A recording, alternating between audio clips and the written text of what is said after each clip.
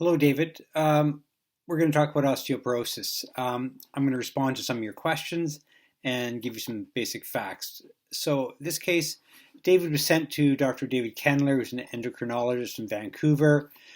He was given what's called a DEXA scan, which scans one's bones using x-rays, and the result was a T-score for him, which indicates diagnosis of osteoporosis.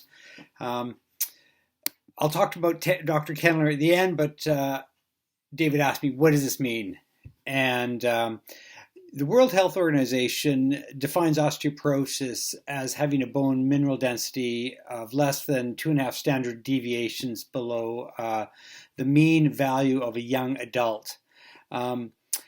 This definition is very controversial. There are some people, including myself, who believe that this has been fraudulently created by the World Health Organization in collaboration with a number of pharmaceutical manufacturers that make drugs that treat osteoporosis.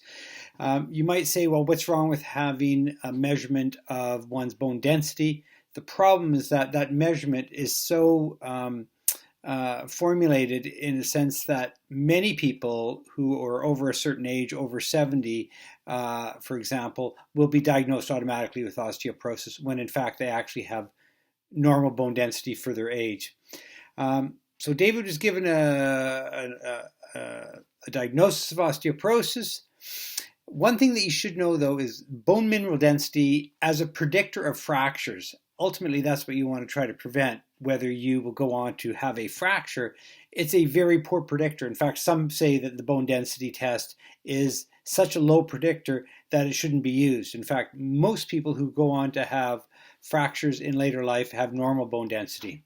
Well, given his circumstances, David was persuaded to do three things: take calcium, 1,200 milligrams of calcium a day, have a diet that had 2,000 international units of vitamin D per day, and take every 6 months injections of denosumab, also called Prolia, which is a drug for treating osteoporosis, and to exercise. So his question is, do we continue with this kind of regime? Let me give you my answer in a quick nutshell. First of all, I'm not a doctor, so I can't give medical advice. But as a researcher who's looked at osteoporosis for more than 20 years, I would say that of all the things that you're suggested to do, the walking and any weight-bearing exercises probably has the most evidence of benefit. Vitamin D and calcium, both very controversial. There's research that suggests neither are useful in the treatment of fractures. The most controversial, I think, is the denosumab, the Prolia, injections every 6 months. If you were my father, I would tell you absolutely not to do that. There are significant reasons why. The main one being the drug is simply not that effective and has adverse effects related to a whole range of things, including osteonecrosis of the jaw, which is destruction of the structure in your jaw. That's why dentists often will not have people will not do surgery on people if they've been taking a bisphosphonate. So let me explain to you perhaps why Dr. Kendler would have recommended a regime like this. And I'm leaving this for the last. I think an ad hominem argument is the worst form of argument. But Dr. Kendler, in my opinion, is a hack.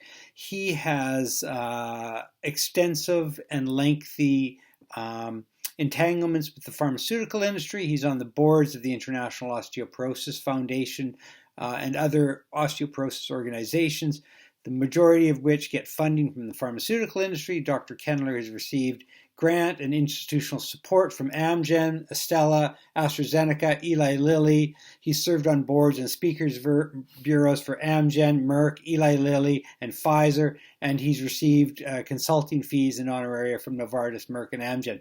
So why does he promote this particular drug? Mostly because he's in the paradigm in which that's what they do.